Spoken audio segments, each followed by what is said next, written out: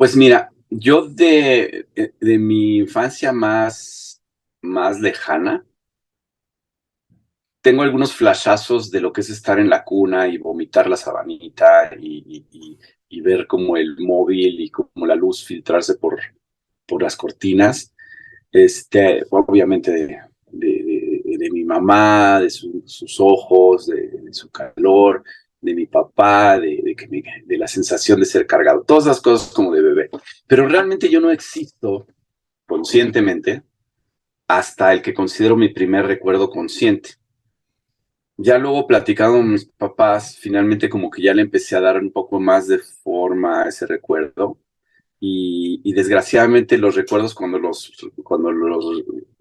le das play, los vas copiando a otros lados. Entonces ya el file original probablemente ya se fue y probablemente ya le metí de mi cosecha y ya lo Lo modifiqué, distorsionaste un poco, lo ¿no? distorsioné. Pero estoy yo en una andadera de los años 80, de los años 60, pero principios de los 70, de estas andaderas como de metal doblado, muy, muy básicas. O sea, era un círculo, un como calzón de plástico han puesto en el círculo y un círculo más grande con cuatro rueditas de estas para el refrigerador. O sea, la verdad es que no estaba, no había diseño industrial. O sea, a ver, agárrate un tubo, dóblalo, sóldale aquí y allá, tráete un pedazo de plástico y amárralo como puedas y ponle estas ruedas que usamos para cualquier otra cosa, ¿no? Así como la avalancha y otros juguetes de nuestra época, estaba como ensamblado de cosas existentes, ¿no? Entonces estas andaderas, pues te aventaban ahí cuando ya movías las patitas, no podías todavía caminar, tal vez te parabas agarrado del cajoncito, ¿no? Y pues ahí te dejaban, ¿no? ¿No? Y en estos suelos de parquet de las casas de aquel entonces, ¿no? Y ahí ibas y te azotabas contra los muebles, ¿no? Y agarrabas vuelito y madres contra el otro mueble. Y ahí te dejaban en lo que fumaban o qué sé yo. Actividades recreativas de los 70, ¿no? Fumaban y agarraban la peda. No, bueno, mi mamá no era de esas, pero mi abuelita sí. Este, así peda desde la una. Y entonces mientras platicaban y fumaban y chupaban, y echaban el chisme las mamás, pues de repente pues, el niño, el bebé, pues se azotaba al otro. Y yo me acuerdo, yo tenía como el pelillo ya medio larguito, y me acuerdo que medio bailaba en la andadera, y me acuerdo de dos canciones principalmente. La que siento que es como el momento en el que dije, ok, yo soy, ¿no? En mi primer yo soy fue cuando escuché Down on the Corner de Creedence. Ok. Down, down, down, down, down, down, down, Ajá. down, down, down, down, down, down, down, down, down, down, down, down, down, down, tan, tan, tan, tan, tan. O sea, yo escuchaba eso y yo me sentía totalmente vivo. Yo sentía que yo era eso. O sea, no distinguía dónde terminaba yo y dónde empezaba esa canción. A ese grado, o sea, yo era esa canción.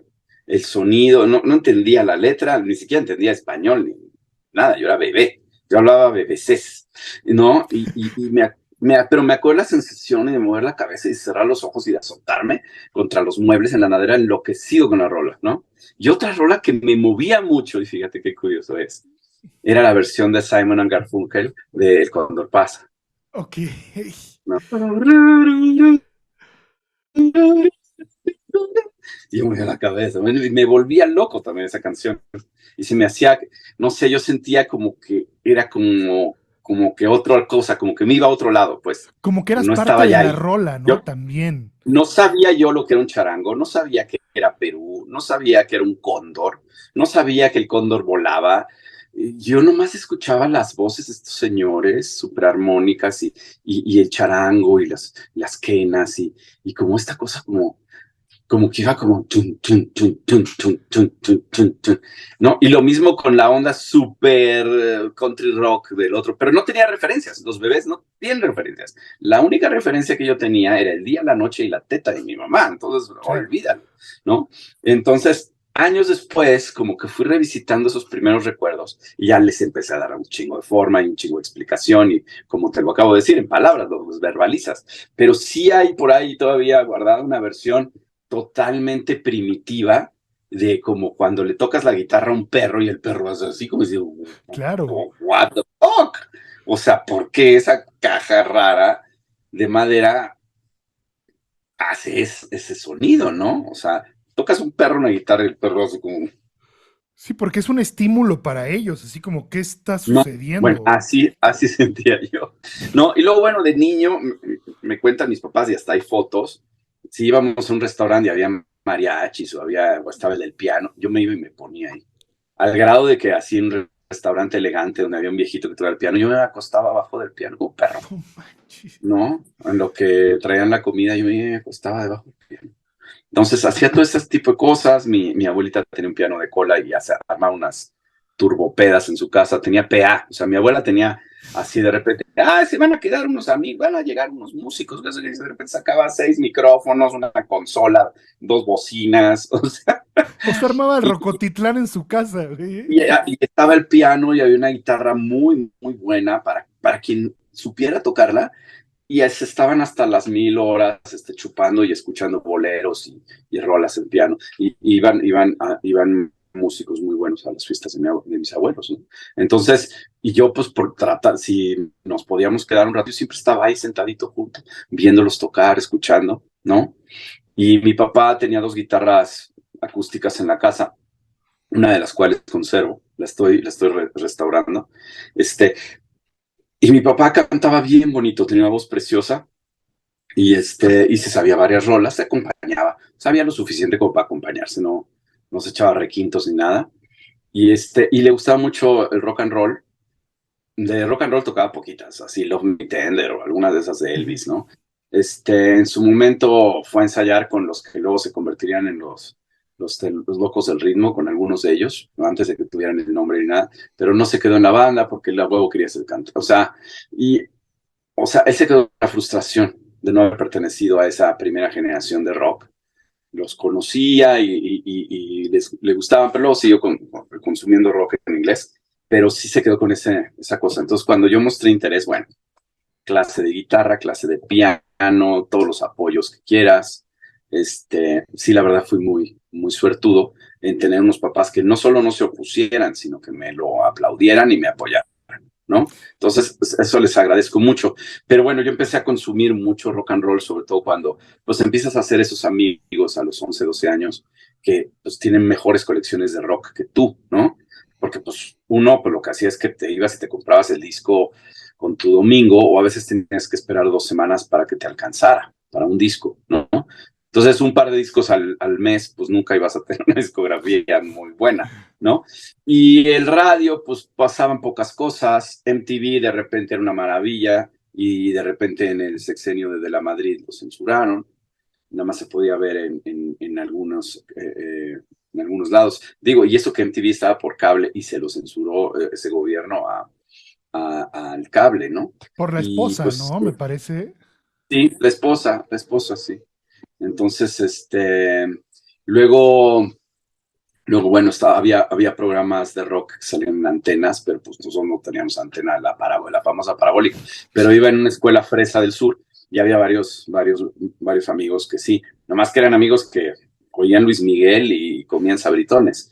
Entonces, te ibas a comer a su casa y en la tarde querías ver toda la tarde Rock América o alguna de esas, que eran todavía más alternativos que MTV. Y ellos decían, pues no, vamos a hacer otra cosa. No, yo vine aquí por la parabólica, cabrón. Sí, No, no a ir a Luis Miguel, ¿no? A Emanuel. sí, sí, sí. La mayoría de los niños de mi generación iban a ver las parabólicas de sus amigos fresas para ver porno. Pero no, yo lo que quería era ver los canales chingones de música, ¿no? Y bueno, pues grababas cassettes, ¿no? A muchos de los amigos tenían buenas colecciones de discos sus hermanos mayores, por ejemplo, Ujú. ¿no? O si tenían un tío buen pedo, o hasta un papá que sí le entrara al rock, ¿no? Hubo varios casos. Pero sobre todo yo tenía un par de amigos que tenían hermanos mayores y tenían colecciones increíbles, ¿no? Por ejemplo, ahí acabé gravitando hacia el rock progresivo porque lo que más tenían era eso, ¿no? Jethro Tull, Yes, Genesis, ese tipo de bandas. Pero desde luego The Who, desde luego, y tenían obviamente toda la discografía de los Rolling Stones o toda la discografía de Beatles. Entonces, y mis papás tenían bastante bien la colección de Beatles, ¿no? Pero ya era más difícil encontrarte a alguien que tuviera discos de Kiss, ¿no? Que era lo que Ujú. nos tocaba a nosotros, ¿no? Entonces, pues sí, yo tenía un primo que le gustaba mucho Kiss, entonces tenía ahí como, ni siquiera tenía dinero, entonces tenía cassettes súper chafas comprados en mercados, entonces ahí pues como la copia de la copia de la copia para ver Kiss, ¿no? Porque además todos los papás estaban de acuerdo con lo que los Kiss hicieron, una jalada, ¿no? Hasta el papá rock and rollero le parecía, y me da mucha risa porque nos pasa con Moderato, que no era serio, ¿no? Porque había maquillaje y Claro, había claro. como todo este rollo, pero a mí me fascinaba, o sea, a mí, y luego cuando ya en los 80 sale Motley, sale, bueno, sobre todo Twisted Sisters, que tenían esta línea muy delgada entre, sí es muy cool, pero nos estamos medio pitorreando de lo que es, ¿no? Luego cuando vimos Spinal Tap entendimos que sí había como una manera de burlarse de lo ridículo que pueden ser o algo que al mismo tiempo es súper cool, ¿me entiendes? O sea, cuando ves las pintas y los pelos y todo eso.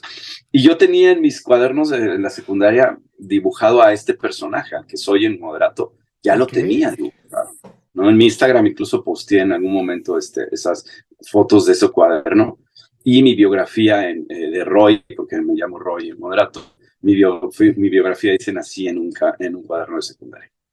No, o sea, desde la secundaria ya tenías conceptualizada esa Es que idea del Moderato era la banda personaje. que queríamos hacer a los 13, pero a los 18, 19, pues obviamente quieres hacer algo súper cool y súper vanguardista, ¿no? Y ya escuchas un chingo de música, ya tienes discos de la 4AD que nadie tiene porque los tienes que pedir y se tardan 2 meses en llegar, ¿me entiendes? Ya traes todo este rollo, incluso traes la mamonería, ¿sí? La mamonería de que la mayoría de las bandas que tocan Rocotitlán, pues escuchan lo que les ponen en Rock 101, o sea, si te ubican a YouTube, si te ubican a Depeche, ¿no? Si te ubican algo del rock clásico, pero no te ubican a los Sugar Cubes, no hay manera de que sepan Claro. quién chingados son los Sugar Cubes, ¿no? Entonces, hasta que Bjork saca sus discos solistas, la gente la ubica. Pero ahorita, por ejemplo, que dije Sugar Cubes, te apuesto a que el 99% de la gente que conoce a Bjork tiene idea de quiénes son los Sugar Cubes, Claro, ¿no? claro, claro. No, entonces, bueno, y bueno, hay bandas como los Pixies y hay bandas como no sé, los Cocteau Twins, que estaban como en la 4AD, que es esta disquera maravillosa, que pues si no le rascabas, si no consumías lo de la 4AD, pues no, y además había otras disqueras también más oscuras, ¿no? Había una que se llama Opal, que era de Brian Eno y de Daniel Lanois, por ejemplo, Órale, de ¿no? Brian Eno. Sí, era una disquera que de hecho hay un problema legal porque los discos de Opal no están en Spotify ni en plataformas. Hay un problema legal ahí. Hay una banda que produjo Michael Stipe y que estaba en esta disquera de Eno y de Daniel Lanois que se llama Hugo Largo. Ujú. Entonces era mi banda favorita. Hugo Y Largo. nadie sabe quién es Hugo Largo y no lo encuentras más que en YouTube, o sea, está cabrón. Pero aquel entonces también era bien difícil encontrarlo y nosotros ya para entonces estábamos grabando los discos en Nueva York. No estábamos grabando, grabamos en 89, grabamos en 91 y grabamos en 93 y estuvimos meses en Nueva York. Y te En trajiste el música de allá, por supuesto, ¿no? Pues no solo eso, o sea, diario íbamos a los antros, íbamos a los lugares y vimos tocar un chingo de gente. No, o sea, estaba chingón, o sea, en los early 90s Nueva York, no sabes. Padre, ya Es, no era tan peligroso como en los 70s, 80s, pero seguía teniendo su cosita y pues las escenas allá estaban brutales, o sea, todo lo que estaba pasando, ¿no? Y no solamente vimos rock, vimos jazz, vimos muchas cosas, estaba también, o sea, todo el rollo también de los DJs en esa época estaba explotando, estaban los raves, clandestinos también, te metías a unos lugares, así que decías, te cae. No, muy, muy, muy padre. Y sobre todo respirabas esta ciudad, ¿no? Con todo lo que eso implica y toda esa cultura. Yo en ese entonces les insistía mucho a Paco y a Leo que lo hiciéramos en inglés. No que quemáramos las naves, pero que, pues como no, nadie nos agarraba la onda en México, teníamos nuestro following y llenábamos lo que llenábamos, pero en sí, nuestros colegas no nos agarraban la onda, no sabían si éramos fresas o no, no entendían por qué nos vestíamos como nos vestíamos. No podían decir que nos vestíamos fresa, porque al mismo tiempo había todo este rollo de los rapes y de la droga relacionado con eso. Entonces, pero tampoco lo consideraban cool, les parecía demasiado gay, ¿no?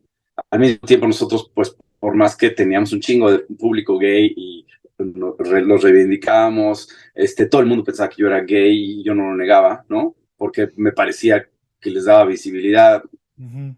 en una época en la que ni siquiera el término existía de visibilidad. Y no es como que yo estuviera queriendo ser un salvador de nadie, ¿me Claro. entiendes? Pero si yo estaba en una entrevista y empezaban con pendejadas homofóbicas, yo me enojaba y me indignaba y entonces sacaban de onda y entonces salió una nota en el periódico al día siguiente. Todo esto pasó en Monterrey, pero yo digo, ¿para qué me voy a Bueno, y es que desdecir? Para decir, Monterrey no, en pero esos años, güey, puta, no me puedo bueno, en esos y en imaginar, estos güey. que siguen. Pero pero finalmente era como de, güey, o sea, tenemos un chingo de amigos gays, los joden horrible, tienen unos problemas en sus familias, hay 3 cuadras, 3 antros en donde pueden ser felices, ¿no? Yo crecí con un gay, desde chiquito, para mí estaba normalizado que tenía novio y Ujú. luego tenía otro novio y esos novios eran mis tíos también. O sea, yo les decía tíos a los novios y exnovios de mi tío. Entonces, yo lo tenía normalizado. Mi papá nos explicó a mi hermana y a mí que había un prejuicio cuando estábamos chiquitos, porque ni siquiera lo notábamos, para nosotros era normal, ¿no? Era Ujú. como una tercera opción, ¿no? Entonces, pero sí, entonces en lo personal a mí sí, en esos momentos también en los que había un conservadurismo mucho más fuerte que el de ahora, aunque está regresando, por lo menos sí decir, sí, me voy a poner un peluche rosa en la cabeza y me voy a poner unas plataformas doradas y voy a salir con mallitas y voy a estar maquillado y voy a ser súper andrógino, porque además no sabes cómo funciona ser andrógino con las chicas, una maravilla. Pregúntale a Robert Inclu Plant, ¿no? no, incluso cuando te decían, yo creí que eras gay. Entonces, cuando se dan cuenta, no. Sí, sí. En fin. Amiguitos, les recomiendo. No, no, no. No hay que suplantar identidades, pero sí tener androginia. Éramos finalmente seguidores de Bowie, o sea, Ujú. ¿no? La androginia era parte importantísima de nosotros. Además, la androginia es mucho más fácil de, de explorarla cuando tienes 22 años, ¿no? Y estás Claro. súper flaquito, ¿no? Ahorita ya con estas barbas blancas, pues ya soy papá pitufo, entonces ya papá pitufo no puede ser tan andrógino, aunque sí yo trato de que mi personaje en Moderato sea muy andrógino, me gusta mucho, pero ahora no me gusta rasurarme, entonces ya está raro, porque entonces parece como que Dee Snyder Y sí, sí, top. y convenció al reverendo de ponerse sombras, ¿no?